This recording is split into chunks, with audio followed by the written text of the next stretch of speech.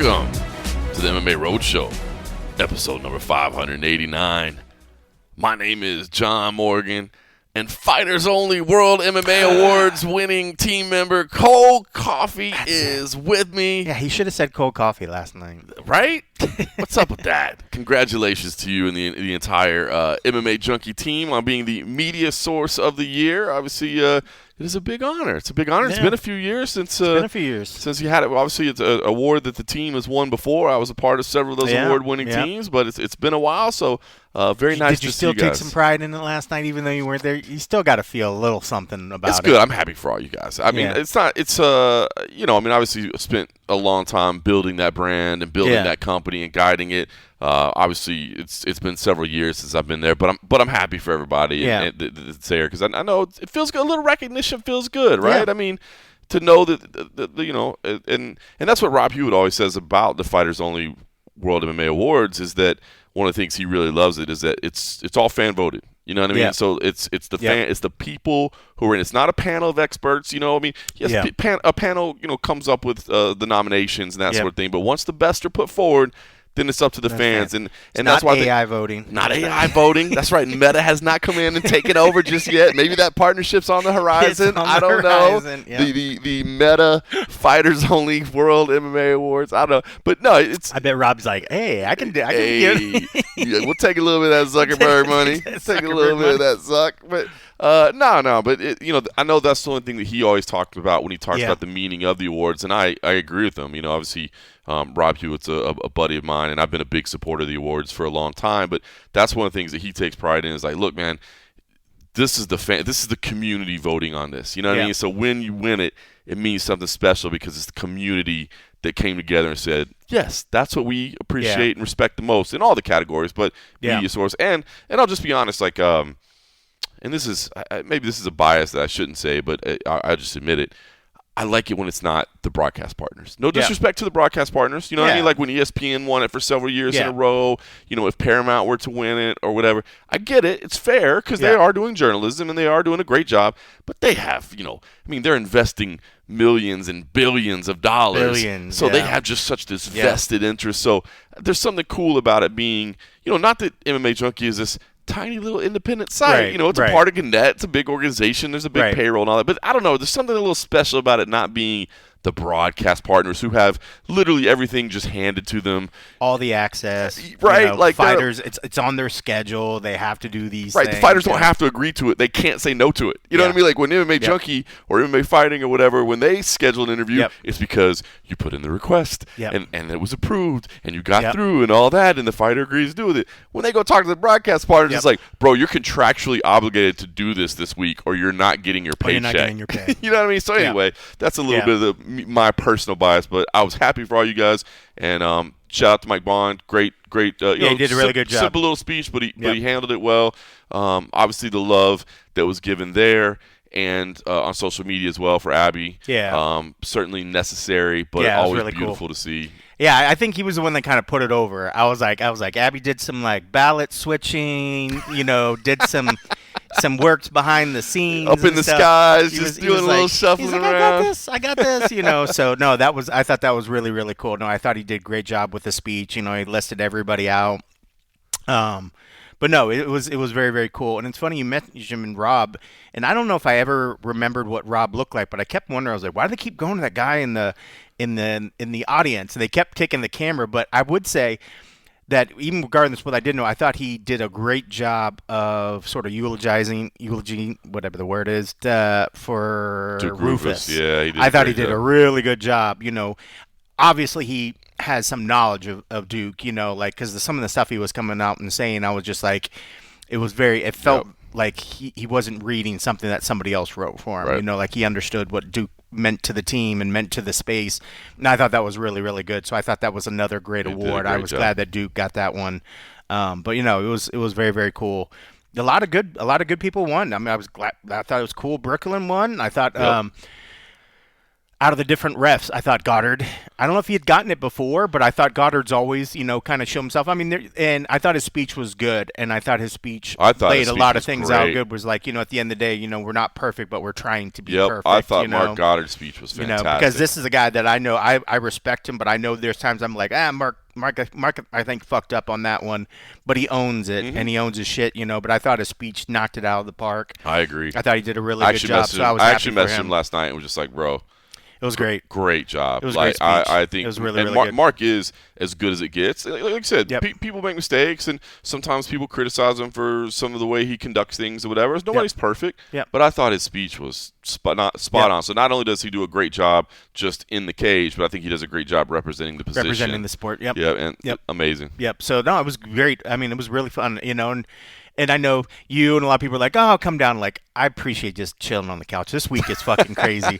So I actually started watching it out back, and then it started getting dark, and I came inside, and I was like, and how quick that everything's were moving. I was like, I made the right decision. Show was good. Show was good, man. Yeah. No downtime. They aired it live, so there's no editing. Pacing was really quick. Kept the pacing nice. A couple little spots, but I mean, from a live event perspective, like almost flawless. I think there was a couple little technical things. In fact, I think it was the refereeing one when they started doing the refereeing. There was supposed to be audio, I think, in the first video rolls, and I don't know if it played there, but it didn't come over in the broadcast. And then by the time it got to like the third or fourth ref, I think about Herb or somewhere around there, it started playing audio. I was like, oh, okay. Yep.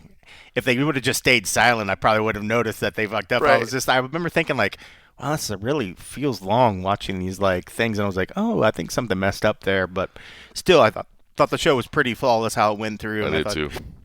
I thought they did a really good job. And first time on Rumble, and I didn't have any issues on my end, like watching it. I've never had issues before when it was on like ESPN, Fight Pass, other sort of stuff. But good on Rumble to kind of pick that up. I'm not sure what the incentive was, for them to go to that. If it was just having a platform, or if Rumble's actually throwing some money around. Yeah, I think they have a live global partnership, so I think they are a paying presenter or whatever. Yeah.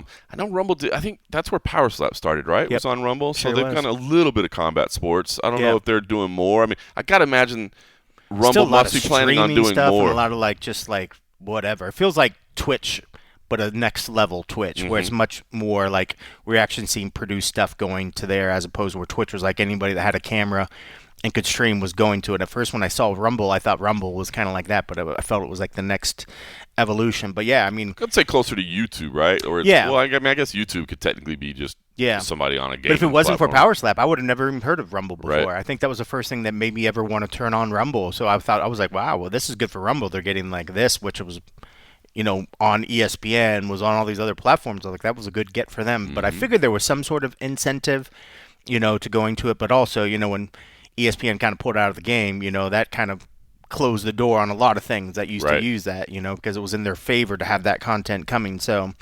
but still, going back on the award, it was funny when I was like, were we up against ESPN? I was like, oh yeah, then Abby definitely helped out or something like that.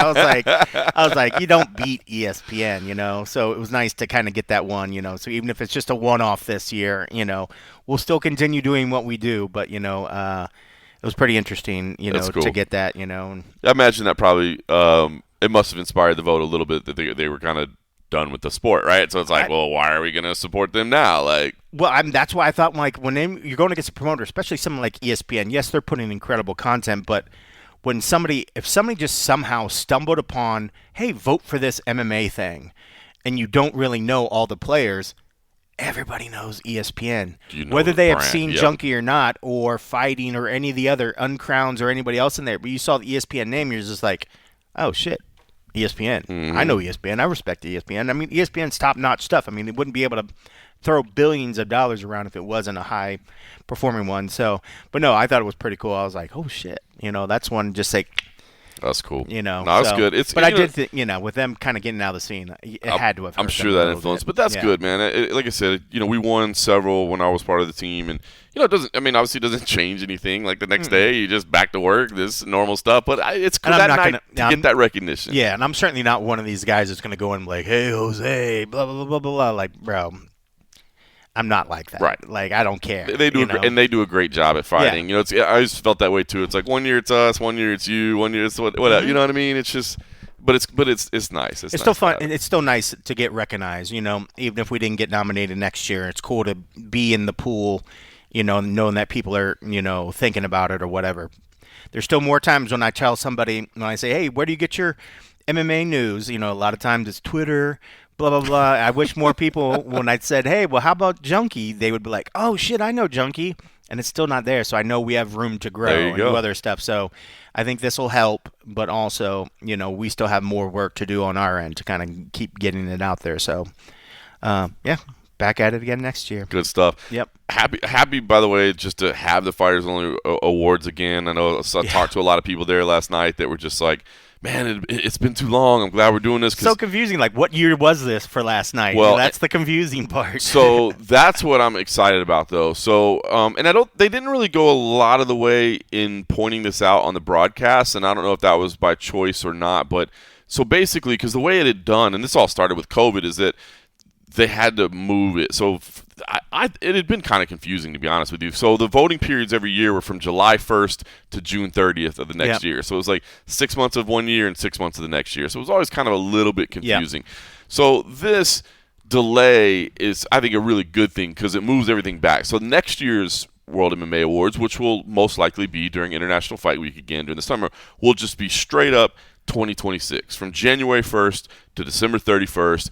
The way that I think is just the most natural, the least confusing is right. A year's awards or that year's awards. Yep. But what they did last night was they gave away extra awards because basically the period that was voted on was from July 1st to June 30th. So July 1st, 2025 or 2024 to June 30th, See how confusing it is? Yep. See how confusing it is? Yep. But what they did was the final 6 months of 2025, they went in and identified the best knockout, the best submission, the best fight, things that happened during that 6 month period, which will not be eligible next time. Gotcha. And gave them special performance awards, basically. And so it highlighted those. And so those people received trophies as well. And I don't think they really pointed that out on the broadcast. I think there was a quick little thing where they're like, additional awards given were this, that. Oh, this, I don't. that. Yeah, I don't remember seeing that at all. So that's what they did. I wasn't paying the best attention either. So. Right, but that's and again, and they didn't go out of their way to point it out. But basically, what they wanted to do was, hey, let's not ignore this 6 months. Let's make sure. Let's highlight the highest. So if you notice, if you happen to go back and watch it, or if you haven't seen it yet, that's what that was. Is giving some recognition to that 6 month period. But now next year will just be 2026, and I think that's. I just think that's better for everybody. It's good. Involved. It's good that they kind of sorted that out rather than have there be some question where somebody's like, well, what happened to that gap of time? Mm-hmm. Just kind of address it, get it done, clean slate, and on to the next year. But they did a good job, and I was really impressed by the fact of Dana was there. Yep. Ariel was there. Mm-hmm. Like, everybody was there, outside of Marab, who was back home in his country. So Marab was, he apparently a company brought him over there and made it very much worth his time to be in Georgia. So he was like, apologies, like they're having me over here. You know what I mean? Do what you got to do. And the other one that I know too was Kayla Harrison. Kayla. And it wasn't so much just starting training camp. It was just that she has so much going on in her life that it's hard for her to get away. Like, I know she talked to Rob Hewitt and was like kind of apologetic and was like, let me see if I can figure out a way. But not only does she have her kids that she watches, well, they're her kids. You have to watch them. But then I think she has like a whole like farm thing going on and like all this stuff. So it was just tough for her to get away. Yeah. And she's starting training camp for a fight that I don't think has been quite officially announced yet, but just know that she's in training camp already. That's so cool. That'll help you put some timeline on when that's going to take place. So that's cool. No, I was happy. By the way, it was funny. I meant to message Rob too. I didn't. We were talking about some things because I did go back and watch the broadcast as well. And he was on air quite a bit. They kept going to him, which is good for him. And they threw him up a couple times where it didn't make sense. I was like, do they think that's who that is, or are they just going to this dude? Because it was somebody. No, they said when Goddard was like, I want to give a shout out to Mark Ratner. I was like, fuck Ratner. And then it cut to I was thought like, the same thing. I was like, it's not Ratner. I was like, I haven't seen Mark in here tonight. I don't think he's here tonight. But the thing about Rod that I meant to tell him, and I forgot, I got to send him a message, is the hair is looking strong, bro. He's let it grow out a little bit. Got some waves going on. He's looking good. But I loved Dana's shout out to Rob as he was kind of walking off stage. Oh, my bad. Because he's so right, and obviously Dana White would get it.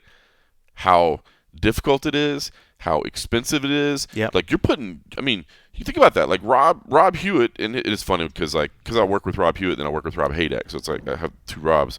But and both of them, honestly, both deserve this category, deserve this description. But it's like every time you do an event, like you could be financially ruined if things don't go right. Like that's your personal money that you're putting on the line. And yes, you're hoping that advertisers, ticket buyers, broadcast partners, all that stuff will make it up, and you'll make some profit in the end. But if they don't, like you could be ruined. So to put that risk on the line, man, and to go out there and do it, yes, it's a business, but you're doing it because you love the sport and you love the industry.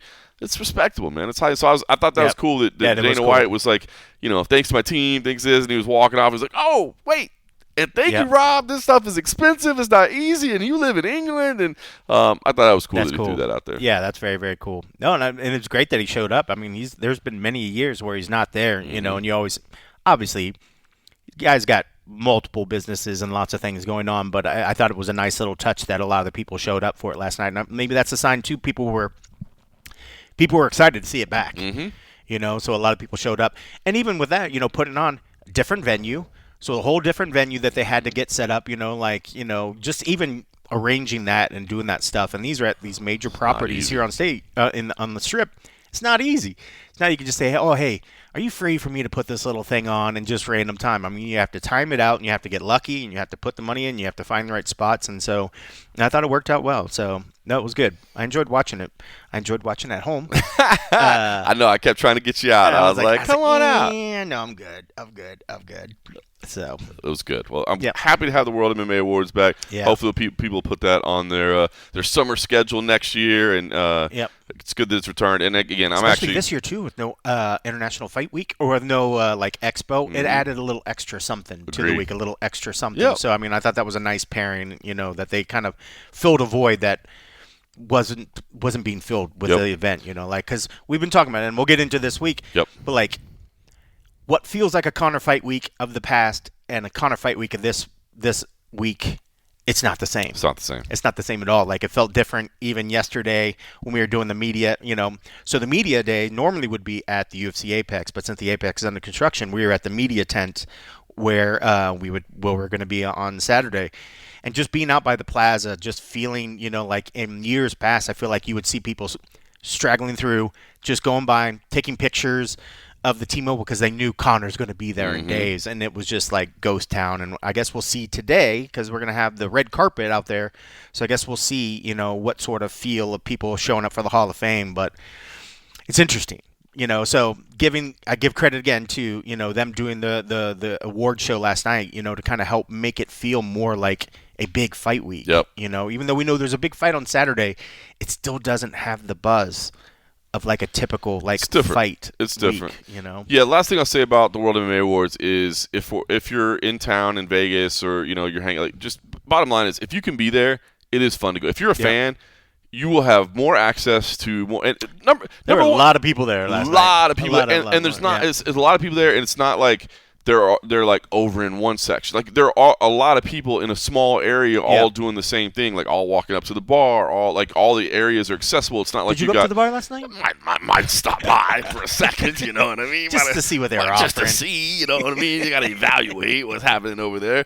It was a couple of cocktails. But it's so if you're a fan, number one, I always enjoy it just because it's funny seeing everybody like in suits and dresses and stuff like that, because that's not how we all see each other in the industry on a daily basis. So that always is just fun to me. But if you're a fan that's looking for photos, dude, it was funny, man. Actually, when I was checking in last night, Sean Merriman, who obviously is involved in the mixed martial arts because he runs an organization out there in California, but was in the NFL for years and years. Huge dude, reminds you of how big NFL athletes are. But it was funny because there was a dude that walked up to him in the lobby and had a Chargers jersey for him to autograph. So cool. Clearly somebody had planned and checked the guest list and was prepared. But bottom line is, if you're just a fight fan or even they have I don't know anybody that's in TV shows and stuff, but my wife would be like, oh, that person's there. That person's on that. Every person. There was only one or two that I didn't really know, but a lot of the actors they had. Yeah. Very well-known actors. I would say if you can go, if you're in town, it's a fun night, Yep. and you have a lot of access if you want some photos, if you want to meet some people, whatever. Like they're walking That's all pretty over, cool. and it's not even just the people that are being honored. There's obviously a bunch of fighters in town and stuff. So anyway, very cool night, very cool. So happy for Rob Hewitt, another great event. And I look forward to it being back on a normal routine with the schedule. So, all right, you touched on it. We'll just jump into it. Number one, I did want to point out for anybody that doesn't know, because if they were just watching the stream or watching the interviews yesterday, you wouldn't realize, because you're just seeing the backdrop, that you guys weren't in the Apex. You guys weren't in the normal media room. You guys were at T-Mobile Arena. You were in the media tent out there. And as you said, nothing is going on at the Apex. So just a little side story. We've been talking about construction. Obviously, you give the dirt updates. I don't know what the Apex looks like inside right now. But for them to just be like, man, our biggest week of the year, and well, I guess you can't say that on a year you have the White House, but know, but other than the biggest insane event left in this year, the biggest event, we can't even utilize our own multi-million-dollar facility that we have built just for this because there's so much going on over there. So that's just a fun little side note, and exciting, I guess. In a couple weeks when we get back there, we'll see what progress they've made. But you were down there, and I think you hit the nail on the head, man. It's just that. It is big. It is International Fight Week. It is a Conor McGregor fight, but it's not the same feel as the old Conor McGregor fights, and that's not a bad thing. I guess it just reminds you of how insanely in the stratosphere he was. Like I was watching the media yesterday, and I know before we started recording, you were talking about how well the live stream performed and how well the video. Like people are still tuning in. He is still that guy. But like I was watching the interview yesterday, and it was good, you know what I mean? Like he's obviously in a different place right now, but it's not vintage Conor. No.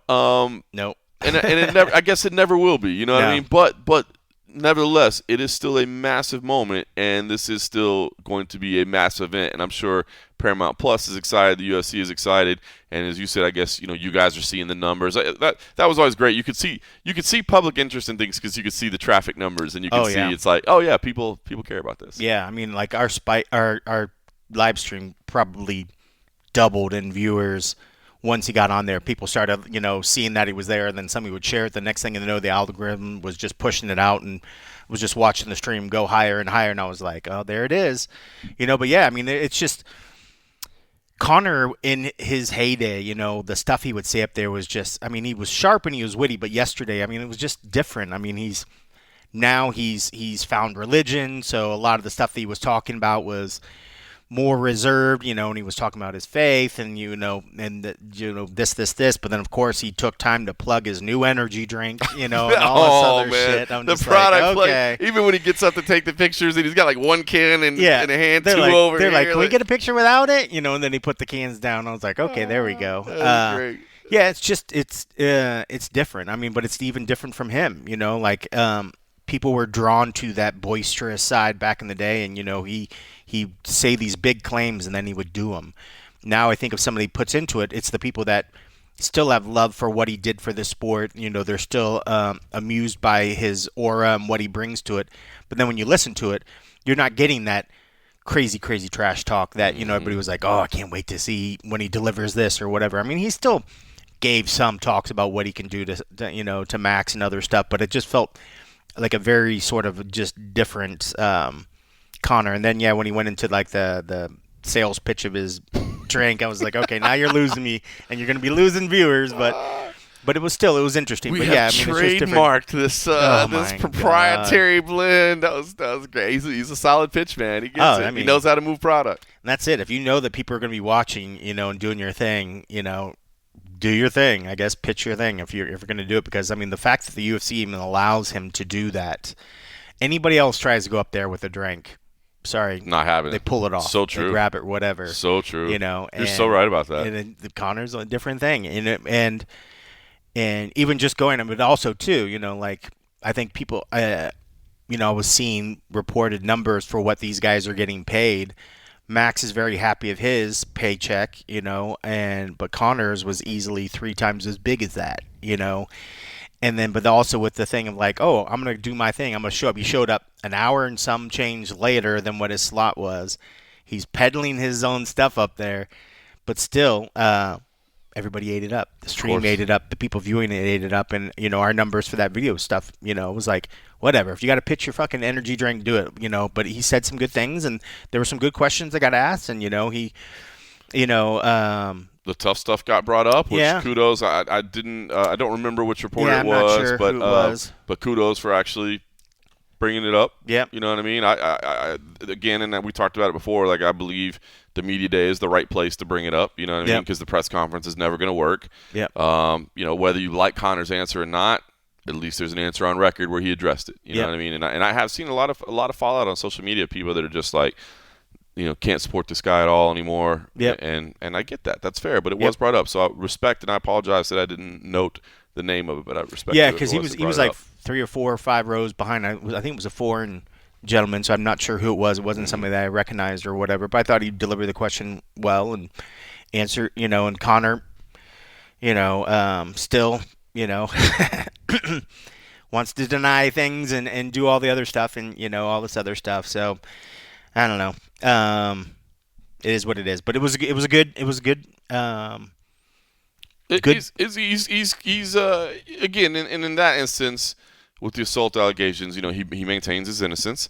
Yeah. But I do like that he's taking accountability for a lot of the other stuff, just partying and not really focusing on his career. You know what I mean? He's just admitting it, right? Like, hey, man, there's I was not sober. The alcohol was a big thing in my life. The partying, I've heard him, talking about, in Abu Dhabi and just, all this stuff, man. Yeah. So it's like, at least he's taking some accountability. So which I don't know. I don't want to go too far, but I like that he's taking accountability for what he blames or what he did to himself. But also, if he could take that same accountability, take full accountability everywhere with those same drugs and alcohol, you also did some shitty things to other people. But he still only wants to claim the fact of what it did to him and himself and other stuff. And it's like, but vehemently denies that I did anything else, right? But whatever. I don't know. It would be nice to see that, but I felt that was a point where for somebody that's found religion and other stuff, I thought that would be a great point to actually really fully embrace it, and really ask for forgiveness from your higher beliefs and whatnot, But if you're not really fully asking those questions, can you really ever get fully redemption? But that's a good point. But who knows? But I was glad they showed up. There was a lot of questions.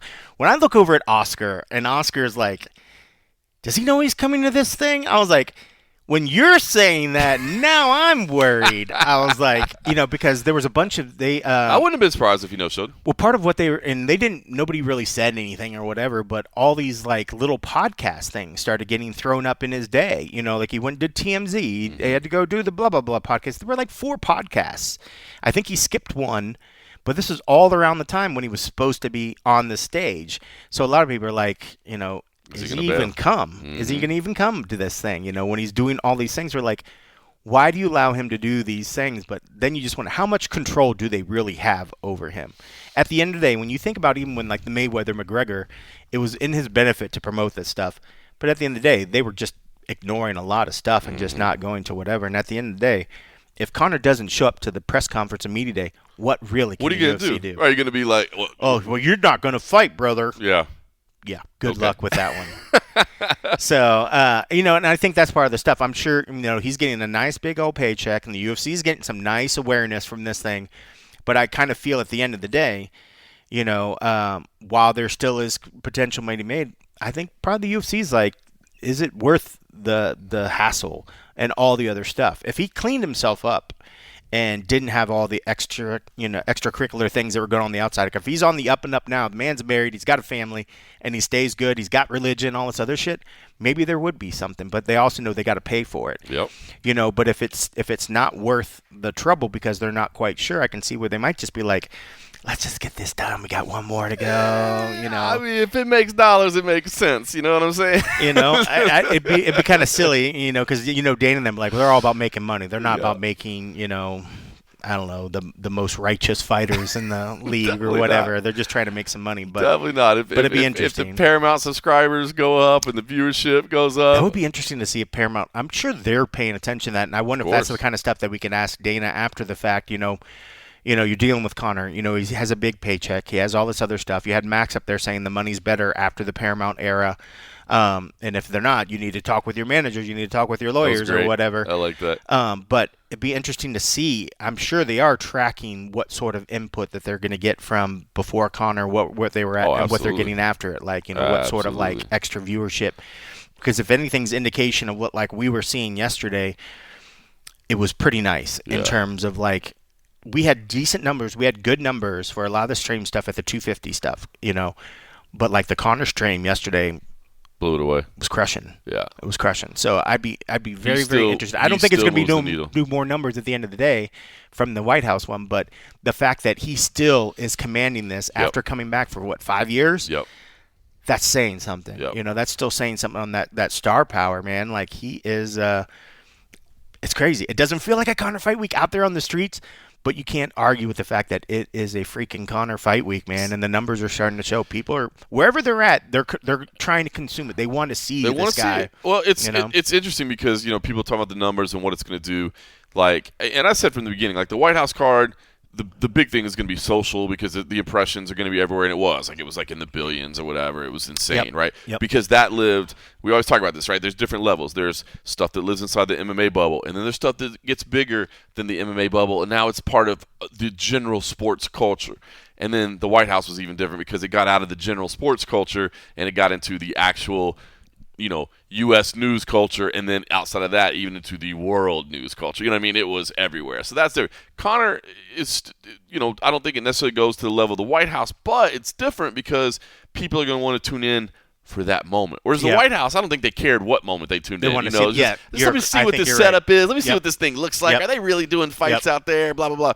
But this is the one, kind of like Ronda and Gina, where it's like, they don't want to tune in and watch the whole card. They don't want to tune in for 4 hours, 6 hours, whatever. But like that moment when you let me know the main event's walking, I'm flipping the channel. And There's a reason everybody asks when the main event walks, because that's right, because they don't want to have to deal with the other shit. That's right. That's why people do those stories that says when will the main event walk, because they know people are googling when will the main event walk, and that's SEO optimization right there.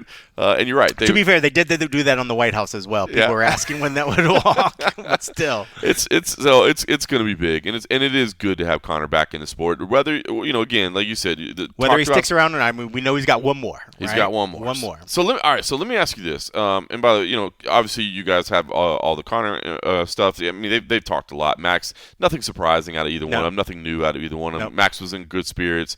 But let's talk about the fighting aspect of it, because I have stood firmly behind the position that what Conor McGregor is trying to do is essentially impossible. I've been living in the fight world and living in the MMA world for decades at this point. It has been my entire life. This is what I live and breathe every single day. And you don't walk away from a sport, from this sport especially, for 5 years and then come back at the age of 37 and have a virtuoso performance and look better than ever. By the way, in essentially a new weight class and all those things. You just don't do it, And I've stood firmly behind that. Except that this is Conor McGregor. Yeah. Conor McGregor is like, if it was any of the other 699 people on the UFC roster, I'd be like, guys, this man has no chance. Absolutely not. You can't do this. You don't take time away. But Conor has this insane ability, this insane mental strength, whatever it is within him, to show up. And look, as Max Holloway said, this dude has unlimited financial resources. Yes. You know what I mean? It's not like a guy that just, was working his construction job for the last 5 years and then decided he was going to get back into it. Like, this is a guy that we know through the reporting. Not that anybody was surprised that he was on HGH. And he was on all the things. He was on all the things. He was coming from a very, very serious injury. And by the way, I have no issue with that. I don't either. If you go back years and years and years ago, I remember when Anderson Silva got busted. Yeah. And I said it at the time, and I'll contend to it now. If Anderson Silva would have just come back and said, guys, I'm 40 years old, and I just shattered my leg, and I didn't know how I was ever going to get back. So I took this stuff because it was the easiest way for me to get back to make money and support my family. I would go, okay. And especially if you said, like, this is what the doctors recommend for the quickest get back. Yeah. And even with Conor, like, everybody knew he was recovering. They knew he wasn't going to be fighting. So it's like, okay, well, take what you got to do, Yep. and everybody's accepted it. Yeah. I wish there was more openness about that and just make it be a thing. And maybe now that the door has been open and people understand, if you have a major injury like this, and if your doctor says this is the quickest way you are going to heal your body, this is what you have to do. Dude, your window is small. You can't do this forever. And it's just like, well, don't book him for a fight. He couldn't fight anyways because he was recovering, And there is, and by the way, I get the argument because I've said, man, trust me, like I was around for the testosterone era. I've been through all this. I've sat through all these meetings. I've sat through all these interviews, discussions. The argument is, well, yeah, but even once you get off of it, there's residual benefits of what you built up. But your even body. that does not last forever. Even that doesn't last forever. That does not last forever. And if somebody thinks like, oh, you took steroids for 8 months while you're recovering, and you think you still have the same benefits a year, 2 years later, you do not. If you stopped at that point, if you're working out, yes, you're still having muscle and maybe you stepped to whatever. But as for whether your body's still at an elevated testosterone level and the other stuff, it will not be. Nope. So it all has limits. But I mean, I have no problem with somebody's recovering from an injury or whatever. And you mentioned the 37. Max is 34. It's not like an old guy came back from 5 years away. He had a lot less wear and tear, a lot less head concussions, a lot less trauma to the head, and he was enjoying life. I mean, granted, he was probably not enjoying it the most healthy way, but he was enjoying his life, So, and it's still fucking Conor, Like, I loved everything about what Max was saying. Like, when I was looking at Max yesterday, I was like, oh yeah, Max has got it. I'm going to switch. I'm going to pick Max, just the way he was talking about it, and he was bringing in bigger guys to work with. I love that fact. He said it was Drickus, right, that he was working with? No, was it Jack Della? Jack Della. Jack Della. A guy with great hands, great size, I was like, he's doing all the right things. But then Conor gets there. And I'm listening to Conor, and everything that I've heard, I've heard things behind the scenes that he looks good for a little bit in the training, but then he does wear down, like he's wearing a lot of weight, a lot of money, but also too, like when you're sparring and whether you're pushing yourself in that first 2 rounds is maybe not what's going to happen in this fight. Nobody's expecting Max to just barrel in and start coming at Conor and make Conor have to really move that body weight around and, use that weight. If Conor grabs him and he's clinching, which a lot of us think he's going to do, and he's trying to put that weight on Max, he is going to be expending a lot of energy. So it might not be so well, but something about Conor, when he just came in there, I was like, just stick with Conor. Just stick with your pick. Just pick the freaking weirdo pick, I think I'm the only person on the staff that maybe picked Conor outside of one other person that was probably just like, well, but that's that's the smart play, though. Yeah. I know you picked Max. In my head, I'm like, why am I not picking Max? And when Max ends up with his hand raised on Saturday, again, I'm like, you see, you should have. Like, why are you jumping on Conor? But if there's got to be one person that just says that Conor brings that fucking what if factor. It's crazy. There's always, but that first 2 rounds, that's going to be the most, I think, interesting rounds because how much energy he's going to spend. Now, if Max doesn't push him and if he's not trying to do the clinch game and he's trying to make it a boxing match, Max has crazy angles and Max has crazy stuff that he comes, but he's very good at eluding punches and he's very good at eluding strikes. But Conor has some crazy strikes that we've seen in the past. And now the fact when he's like, oh, I got some new things I've been working on, I'm just like, well, now I'm interested. I want to see what he's been working on, And it becomes like a boxing, striking, kickboxing match. He's not going to be getting as tired as we think he would be of a guy that's put on a lot more weight. And Conor's been this – it's not like he just bulked up to this weight class. He's been big for a little while now. Oh, yeah.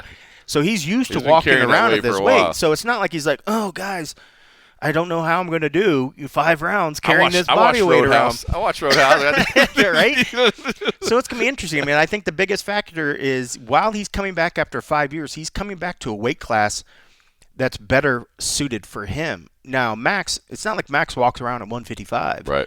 He's probably now at his walk-around weight or whatever. He just had to be a little bit better, and just make sure that he's not eating junk food or whatever. He doesn't want to come in with a slight little belly or nothing. Mm-hmm.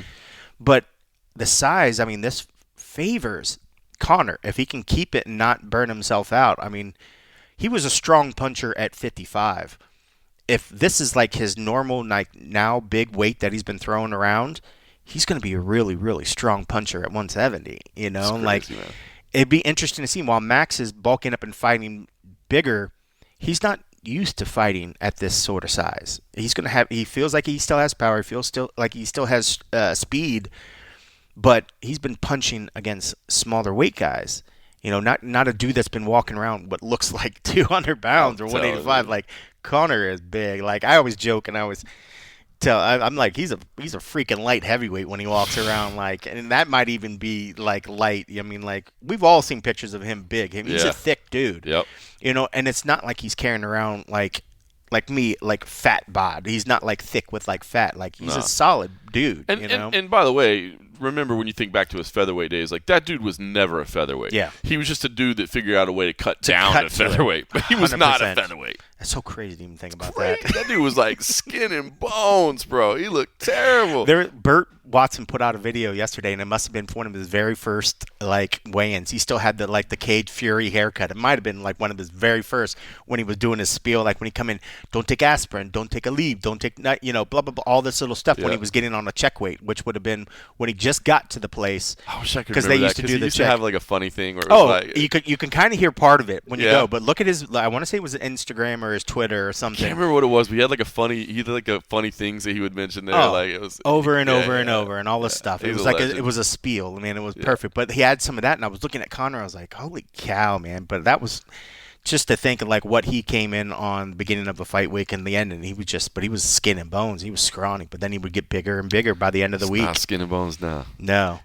Look, I think you laid it out perfect, man. It's just everything in my head tells me that Max Holloway should win this fight for all the reasons. 100%. But I just can't count Conor McGregor out. Yeah. Like, that dude, like if this dude comes in, I was talking yesterday to Josh Thompson, Dean Thomas, like, can you imagine if that dude comes in and pulls a Jose Aldo, like, just comes in and just in 14 seconds just floors Max Holloway, like Max just comes straight in, doesn't give him any credit for his power, and just gets clocked. Can you imagine it just Conor just lay? I mean, the world would go upside down. It would be completely bonkers. And then you're talking about is he fighting for the 170 title? Like, I don't think he's going back. What did you hear about that? So that was the biggest part that I took of what he said yesterday. And people were talking about 155. He's like, I don't think I can do that. But he's like, I do like that Triple Crown. I forget how he phrased it. But it'd have to be 170. It's the three division. He's have to be 170. Everybody's been talking about Justin Gaethje, and I mean, like, if Justin Gaethje wanted to come up to 170, like, there's no way it's going back down to 55. And Conor, that doesn't count as a Triple Crown. It doesn't count as a Triple Crown. That Conor likes to make history, right? Like, Conor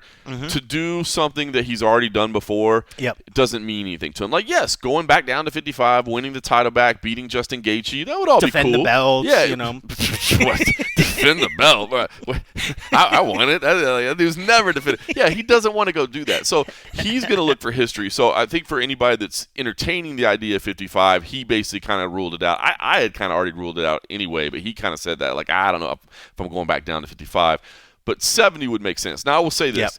I don't think he wants to fight Islam Makhachev. Like, I just stylistically, that's not a good matchup. No. But if Ian Gary finds a way to pull this off, I mean, that's a great talking point too. I mean, like, Ian Gary has he's won the fights that I didn't think he was going to win. He shows himself better.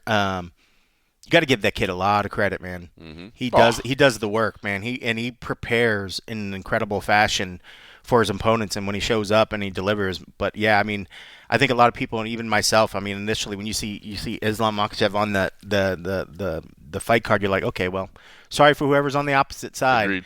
But you can't initially just say it's going to be an easy fight for him by any means. The size of Ian and the striking, I mean, but I mean, he's got decent takedown skills, and we've seen him do that before. But Islam is freaking Islam, man. Islam.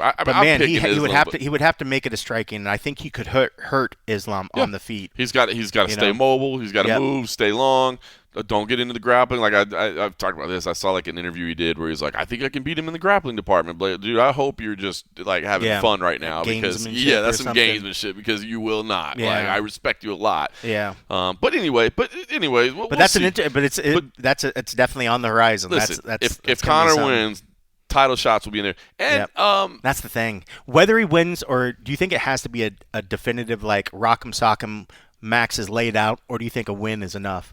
I don't know if it's just a win enough. Nah, it's got to be something spectacular. It's got to be absolutely spectacular, like point on the ground, somewhere it makes the ESPN's, like Dana always phrases, this will be in the top 10. If he makes something that makes a Sports Center, if he does something, whatever, or if there's some moment that can make viral, socials and all the other sort of stuff, then I think he has a pretty good chance of them moving stuff to make some happen. And again, all it takes is the champ to call them out.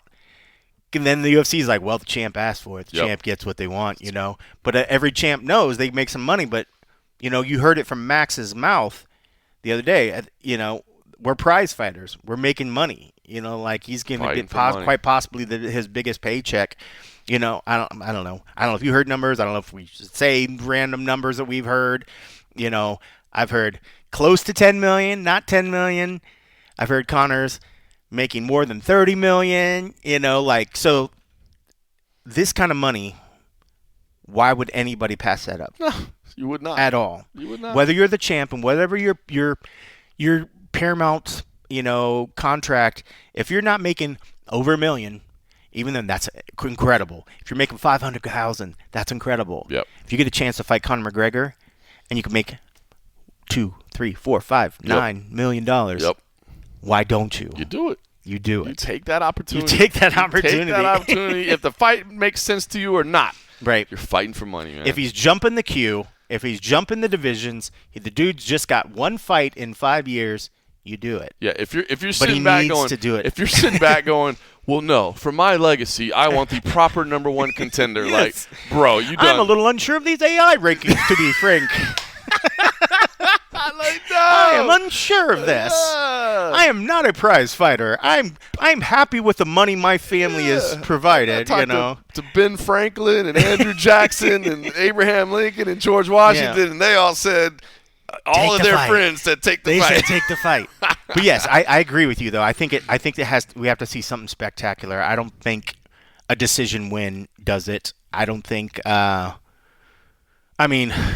But it is Conor. It's crazy. When they look at the numbers, even if he got a decision win, he could go out there with humbleness and respect, give Max his flowers, talk about how great it's going to be back, and then say one of his signature, mic drop call-outs of the champ, and then watch it just manifest itself. It's crazy. Isn't that just crazy? It's crazy. That's what makes this weekend so fun. That's the attitude that I'm going in with. In my head, I think Max Holloway is going to stay mobile, outstrike him, not overly engaged too early because Conor is going to be dangerous early. Conor still has that power. He still has that accuracy, all those things.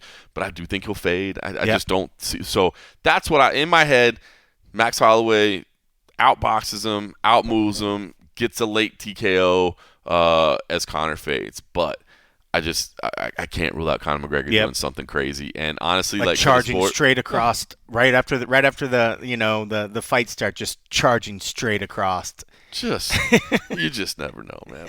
So I'm excited for Saturday night. I'm looking forward to it. Obviously, still have the press conference to go tonight. Yeah. A little bit later press conference, so we'll get to see that. People don't know it's after the Hall of Fame. After the Hall of Fame, so they flipped that a little bit. So it's coming later in the evening. We will have the Hall of Fame red carpets.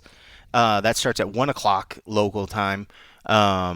So after we wrap this up, I'll post it. I'm probably going to go over there about 12. Head out. Try to get out there early. Yeah. Everything down there. So the Hall of Fame will be great. The red carpet is always chaotic. And it's this year. It is outdoors. Ooh. So for a lot of the pretty people, I'm wondering if a lot of pretty people are going to want to kind of queue up, wait and get the carpet. I think it's either going to happen quickly or they're just going to be like, do we have to do the red carpet? I will say from my media days, the Hall of Fame red carpet was probably one of my least favorite things that we have to do, just because it's so chaotic. Everybody's squished bunched in, and time constraints. The UFC tries to do their best. Like it starts out, and they're like, we'll take you here, and you'll get a couple minutes, and then you go here, and then you go here. But it just starts bottlenecks getting chaotic. Start happening Bottlenecks. Then it gets they're wild. Skipping over people. And that's why we're gonna have. Luckily, we have Bonds here, Harrow's here. I'll be here, so I know a lot of times, everybody wants their one-on-ones. I'm purely happy if we even just get a little small scrum with a group, so that people are able to get content. Because if everybody tries to go one-on-one, they're never ever going to get through the line.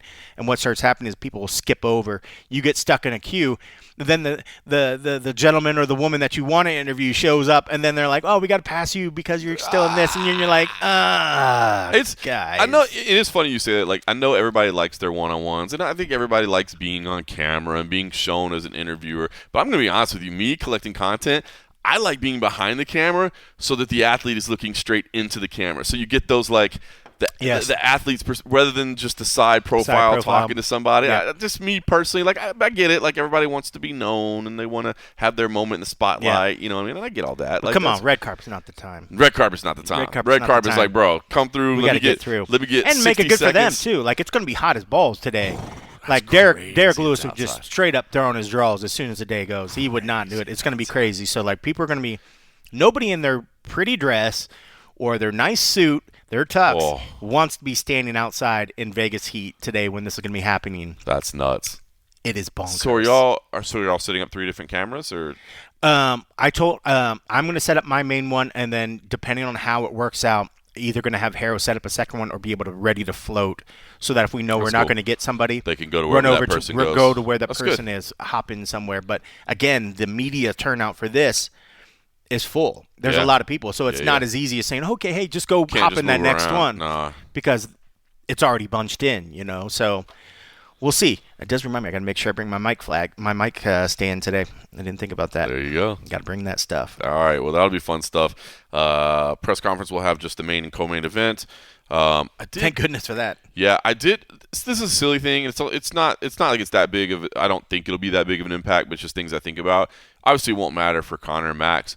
But for Patty and Benoit Saint Denis, it is pushing their weight cut back. It's weight cut. Yeah, it's pushing their weight cut back a couple hours. It's not fair. Yeah. You know, but we've said about this before. I mean, like, a lot of times, you know, when you're trying to promote a big major event, you're trying to do all these things, and you're trying to somehow move this to the end of the day. At the end of the day, you're affecting somebody's thing. But again, Patty was last night. I gave him kudos for showing up to the award show last night. Yeah, that was fight week. I was like, good for him. Super you know, cool. Like, I mean, like, he could be doing a weight cut. I mean, like, He was there. Brendan Royval was there. I thought that was cool. That was pretty cool with him and Van got up there. Because I don't think we've had many times where the fight of the year, both guys are there. I don't think it's I've ever seen it. I agree. I thought that was cool too, that they were both there. So maybe it has, but I mean, like, that was pretty darn cool. I know for sure we've seen it at the Hall of Fame. Yes, the Hall of Fame. At the UFC Hall of Fame, that has happened. But as for this particular thing, I don't think I've ever seen it happen. Nuts. It was pretty darn cool, and I liked. It's not like that stuff is scripted. I thought they did a really good job of sort of just said their little bit and then handed off, and then they kind of just went about their way. And I was like, good for you, dudes. But, I mean, these are the two guys, too, that when they do their interviews, great personalities, the kind of guys that could talk a little shit if they need to, but they also understand this a time and a place. Yep. There's a time and a place for everything. Right now, you're being awarded for a heck of a fight. You're in front of all these people, and they made a nice, fun moment about it. Agreed. You know, like if there was real animosity, if there was real anger going into the fight, and maybe that wasn't resolved, you're probably not going to get the two guys up there. But these are two guys that are good representatives of the sport that are able to kind of acknowledge that. And I thought they did an incredible job. And at the end of the day, they're athletes. Mm-hmm. It's not like they're versed in like, hey guys, this is how we need to do it, the coach. But when you do enough media stuff, you start becoming savvy. Mm-hmm. And they did a great job of just sort of like ending the show on like a really good note, you know. So I thought it was pretty cool. It was fun. Chael did good too. I mean, I felt like we saw a decent bit of him, but not as much maybe as sometimes in the past. So I don't feel like, you know, it was too crazy. Of course, he got the Poirier that was good jab in there. I was like, I'm not surprised, but it was that was funny. It was in and out. He didn't go too hard on it. Went a little hard on Sean Strickland as well. Oh man, it was good. It was good. And of course, Chael does a great job of hosting. Adam Hunter, our longtime friend, is the one that helps write all that stuff. I like Adam a lot, man. I went and saw Adam not that long ago. My wife and I went and saw him. He was performing at Paris, I think. Oh, okay. He was on the strip. strip. It's been a while since I've seen him. I have to go catch him soon. He was still very good, man, and he was always he's always so kind to me as well, man. He's a good dude, man. So I like Adam Hunter a lot. So he writes those scripts, That's awesome. Which is great. All right, listen, I don't want to go through the rest of the media. It was a good media day. I guess a couple revelations I just want to share real quick though. That first of all, Robert Whittaker made it clear like 185 is done. Yep. And I will be honest that I've been saying I think he beats Nikita Krylov. I'm a little concerned about his long-term potential. Like, I don't know if Robert Whittaker is championship caliber at 205. But, maybe he doesn't. He kind of made it clear, like, I don't have a ton of time left. But I was going to say, maybe if he was bigger and he started his career, he would have some more length in it. You know, I think this was the move now with his age and the way it's hard to, like, cut that thing. But it'd be interesting to see how much of that speed and how much of that transfers to this division. Yep. But he seemed happy as all get out. When it came to like incredible. When he could even like he was refreshed and stuff and it was having a good time. Like I think it was Bond or somebody asked what was more. Maybe it was Oscar that asked what was more challenging, preparing for this fight or traveling with all of his kids and stuff. And I thought it was really fun. Answer. He's such a good dude. That's a long way to travel with 6 kids, bro. Oh my goodness gracious. That is bonkers, but yeah, I mean, like, how can you not like? I love Robert Whittaker. He's a legend. Dope. Like I said, I'm a little concerned for his long-term potential at 205, but he did make it seem like that's where he is to stay. The other one that really just caught me, and again, it doesn't necessarily change my pick, even though he was saying all the right things, but just more the human side. It was Elisha Ellison, man. Like, I didn't know a ton about him. God, you said Elijah. I remember some people, even like his opponent, I think Gable at one point even called him Alicia. I was just like, I don't think he meant to. But when you look at the way the spelling, you could. If you like, when I saw it, I remember at one point I was like, is it Alicia or is that Elijah? I was like, it's got to be Elijah. And when I heard Elijah, I was like, but some other people were saying like Alicia or there something was another one where like, and there wasn't like there was malice like they were doing. No, just didn't know. Just the spelling's weird, There was another one that's funny too. Was and I think it was definitely a foreign reporter, and I get it. It's not an easy name, but Loney. Or they called him like Loner or whatever, and I think and I think Brandon actually, because he said the name, and like Brandon reported said it back, repeated it back, but then like had to correct himself in there. But anyway, but no, which is Lonnie, right? It's exactly. But the revelation of like I was about to kill myself. You know what I mean? Like I was I was dealing with some stuff, and I literally like at the last second. Before I was going to kill myself, someone reached out to me and they helped me out and they turned. I mean, just I don't know, man. Like, if you're worried, I guess about like the pressure of the moment or him being overwhelmed. Again, Gable Stevenson is, a freakish athlete, and look, I'm excited for this debut for Gable. And this has been my take on Gable, and I stand behind it. Is that like he is a freakish athlete. He's going to have some success. Whether or not he's a guaranteed future champion, I don't know. I still need to see it. I still want to see him get hit a little bit. I still want to see him get rocked. It's one thing to be a great athlete. It's another thing to be a dog. You know what I mean? That like gets hurt and is like, no, I love this stuff. Like, oh, let's go. Come at me again. You know what I mean? And I don't know if that's going to happen. But anyway, I think a lot of people kind of looked at this matchup and was just like, yeah, whatever. This is a gimme, and maybe it is a gimme. But I thought Elisha, like, it's just I don't know. It was I don't know, fresh air, breath. I don't know. I just enjoyed his interview. He believes that that he has an incredible chance to win this. He believes he's going to win that, and I love that. He's certainly not going in there thinking that he's fodder for the guns. He's coming out there to fight. So yeah, I'm interested to see it. But yeah, I mean, when it comes to having a great wrestling base, it doesn't get any better than what Gable's coming into this thing, and the fact that he's a big boy and he can throw some fucking hands too. And then as that improves and he's at the right team, he's at an incredible team, and then granted, Jackson, Winklejohn, those guys, they will talk up their fighters, but I think I can't remember if it was Jackson or Winklejohn himself that said like what on the countdown, it was Greg what Jackson. What he's going to do to this, what the potential he could do to this division. I mean, I believe it. I mean, like. Most guys are big guys that throw hands and then they learn wrestling and they try to get their wrestling. They try to improve their wrestling to help out their striking. This guy, there's some people when you always ask them, what's the base that you need to go into this sport? Everybody says wrestling. And this guy is competed at the greatest level. Highest level against dudes that just wrestle. You know what I mean? Not like, he's the best wrestler in MMA. Like, no, he's the best wrestler in the world. So that control and that being able to allow himself to get in a top position and then rain bombs on the ground pound, I mean, like, it's just ridiculous. And the dude's got fast speed. Like, when he's on top and he's throwing those hands, they come quick. That's the thing that I think people, if you're not familiar with his game, if you're learning about Gable, it's not that he's the biggest dude. He's actually not that big of a guy. Now, he's thick. He's very muscular, and but it's his speed. It's the same thing they used to say about Brock. Now, Brock obviously was much later in his career that he was trying to come over. It's just that the speed that he has for the size that he possesses is not natural. Normally, you get the bigger you get, the slower you get. You know, to be a thick, muscled heavyweight and have the fast twitch muscle of a lightweight or a featherweight, you know what I mean? Like, to be able to throw that many to throw that hands. I mean, like, when he gets on top and he's throwing those bombs, I mean, they're coming multiple. A second. Well, not maybe a second, but I mean, like, he's throwing mad bombs, and he's got enough strength, and I think that's attributed to wrestling and what he's able to do, how they're constantly in a state of flexing while they're trying to control, that he throws those bombs and he doesn't tire out.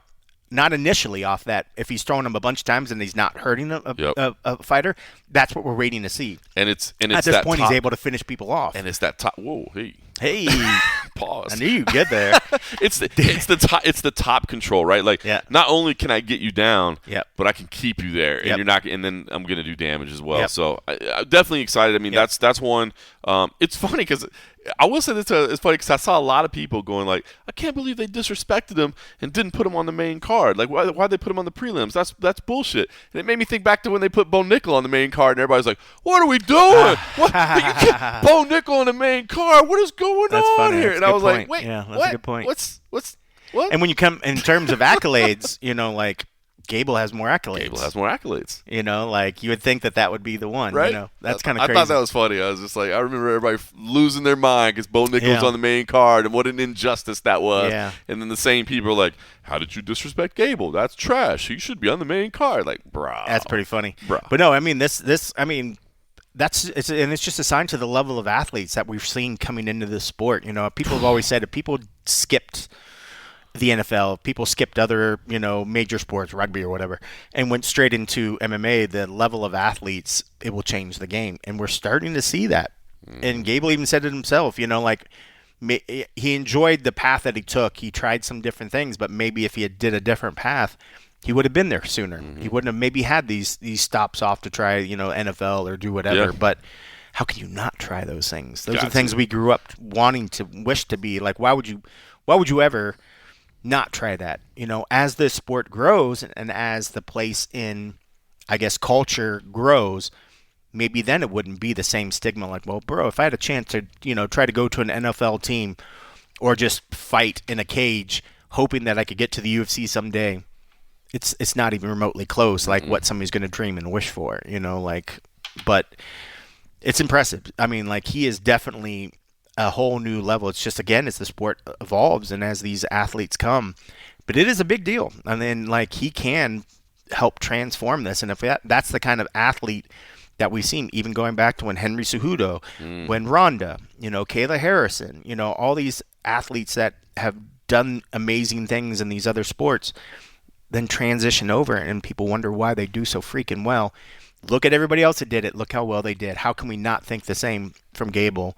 And Gable's an absolute stud when it comes to his wrestling. So, I mean, it would be, it'd be of his own self-demise for something to throw this off right now, unless I would, like a freak injury. I'm knocking on wood. I don't want something like that. But, I mean, like, he's done the work. He's done everything else, and now he's just getting better and better. So, yeah, I'm excited to see where his ceiling could be. And by the way, can we just say media savvy as well, right? My goodness, yeah. Right? When they're like, oh, what about this thing with Josh Hogan? What do you think about happy for what he's doing. It's working for him. You know what I mean? And Like then cut it off. That dude stopped it. Yep. And people tried to go back to the well and tried to keep kind of stirring it. He was just like, happy for him. He's doing what it's working for him. And you either like it or you don't. And that's his job. Like he just. Yep. I was like, bro, that dude is media savvy. I mean, look at the team he's with. I mean, like obviously, with John and those guys coming in. Remember when John had a little PR person that would try to be there and help whatever. I'm sure even on his own with all the stuff that he's done on his way up, he's worked with people. But I wouldn't be surprised that woman's off in the back somewhere. I can't remember her name right now, but I just remembered like her thing was crisis management PR. I'm like,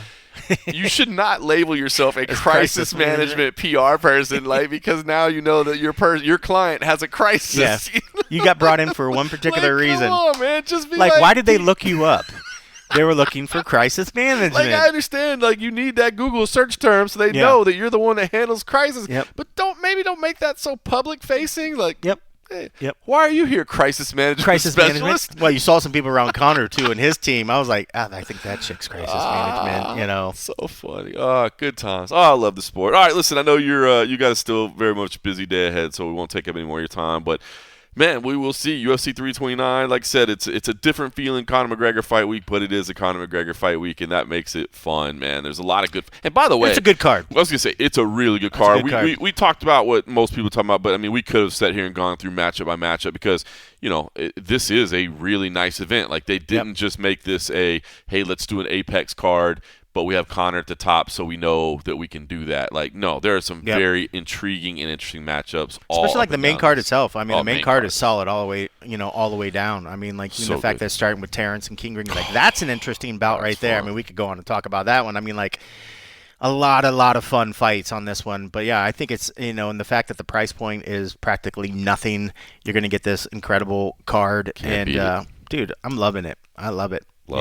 It's a crazy week. Like, today's gonna be a little bit bonkers, but at the end of the day, we're grateful for what we're able to do, and then getting to see these characters, and then to get to see these fights. But yeah, I mean, when it comes Saturday night, I'm gonna be hyped, man, because right from the get go, Cody Durden and Alessandro Costa starting off the fight. Fun. It's great. Fun. It's a good night. It's fun gonna fights. Like pick a fight on this that sucks. Nah. They're all good. I'm excited. It's funny. My eyes kept signaling the penis because I wanted to talk about the penis fight. I was like, don't do it. Don't do it. I mean, I feel so. That man's name. He's a good fighter. He's exciting.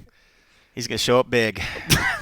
You can't. You cannot. I mean, the Cortez, the Wang Kong fight. That's interesting, bro. That's very interesting. That's a good one. I went Wang Kong, but I'm like, I think so. Cortez is so good, man. If she can grapple, if she can make it a grappling, I think that's the win. The way to win. Dude, Kai Kamaka and Luke Riley, that should be fun. Yeah. Like, Luke Riley, I think is a great prospect. He's fun, but Kai just scraps. Like, Kai does scrap. I did pick Riley though. Yeah, no, I agree. I think Riley is the proper pick there. Yeah. But it's just like, man, like, Kai Kamaka is that dude. Like, a dude that he wears his heart on his sleeve and he literally fights 110%. Like he'll go out on his shield rather than like, bro, like, don't stop this. Let me go out, and I love that about him. There are guys, it's like, do I necessarily think a UFC title's in his future? No. But do I feel like every time he's on a card, I'm going to watch the fight because I know he's going to push to the very end? Like, he's going to give it his all? Like, and I'm glad he's back. I mean, like, we just saw this dude fight on Tough Enough. Mm-hmm. He was at, UFC, PFL, Bellator, and then we saw him on Tough Enough, which Tough Enough